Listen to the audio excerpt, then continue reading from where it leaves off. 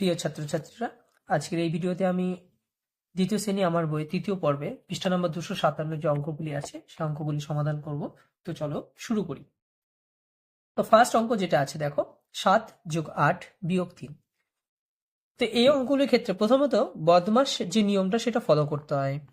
বদমাস নিয়মের ক্ষেত্রে বদমাসের ফুল ফর্ম সাধারণত বোঝায়, আমি ফুল ফর্মটা লিখে দিচ্ছি। বি দিয়ে হচ্ছে ব্র্যাকেট,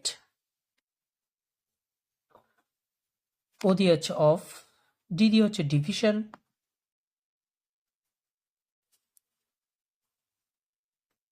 এম দিয়ে মাল্টিপ্লিকেশন, এ দিয়ে অ্যাডিশন, এস দিয়ে সাবট্রাকশন।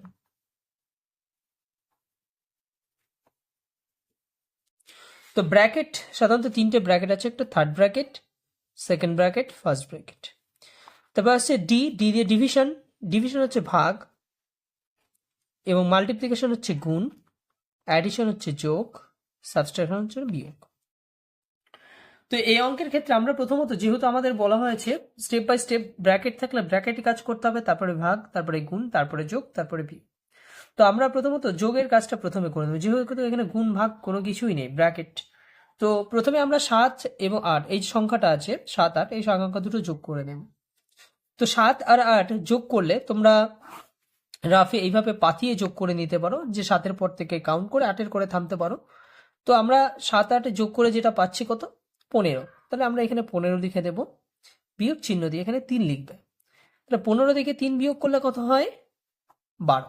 উত্তরটা আমরা কত পাচ্ছি, 12 পাচ্ছি।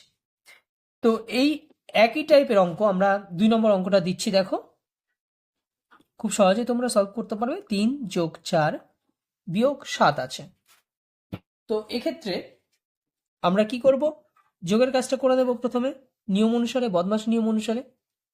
সাধারণত এই অঙ্কের ক্ষেত্রে বদমাস নিয়ম প্রয়োগ করা হয় না, ক্লাস 5 থেকেই বদমাস নিয়ম প্রয়োগ করা উচিত, ক্লাস 4 থেকে, সরি। তো এক্ষেত্রে না প্রয়োগ করলেও কোনো ব্যাপার নেই, জাস্ট এটা তোমাদেরকে আমি বলে দিলাম তোমাদের বোঝার সুবিধার্থের জন্য, যাতে তোমরা মনে রাখতে পারো। তো 3 আর 4 যোগ করে আমরা কত পাচ্ছি, 7। এবার বিয়োগ 7টাকে নিচে নামিয়ে নেবে, সাথে সাথে মিলে গেলে কত হয়, 0 হয়।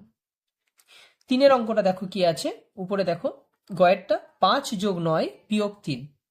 তাহলে আমরা অঙ্কটা টুকে নেব, 5 + 9 - 3। তো 9 আর 5 যোগ করলে কত হবে, 14। বিয়োগ চিহ্ন দিয়ে কত নামিয়ে নেবো, সংখ্যা 3টাকে নামিয়ে নেব। তো 14 থেকে 3 বিয়োগ করলে কত হয়, 11। ঘয়ের অঙ্কটা দেখো কত আছে, ঘয়ের অঙ্কটা 5 + 2 - 6।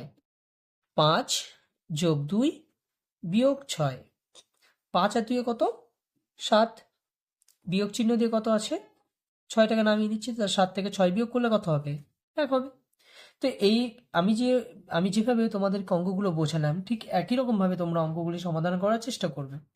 এবং শেষের যে অঙ্ক দুটি রয়েছে, ইং এবং চ, এই অঙ্ক দুটি তোমাদের বাড়ির কাজ দেওয়া হচ্ছে, তোমরা অবশ্যই সলভ করবে। সলভ করে আমাকে উত্তরটা কত বেরোচ্ছে সেটা আমাকে বলবে, ঠিক আছে?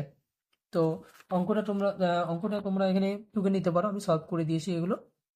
বাকি যে অঙ্ক দুটো তোমরা সলভ করবে। তো আজকের ভিডিওটি ছোট করে করা হচ্ছে। আজকের ভিডিওটি এই পর্যন্তই। ভিডিওটি যদি ভালো লেগে থাকে অবশ্যই আমার চ্যানেলটিকে সাবস্ক্রাইব করবে, ভিডিওটিতে একটি অবশ্যই লাইক করবে।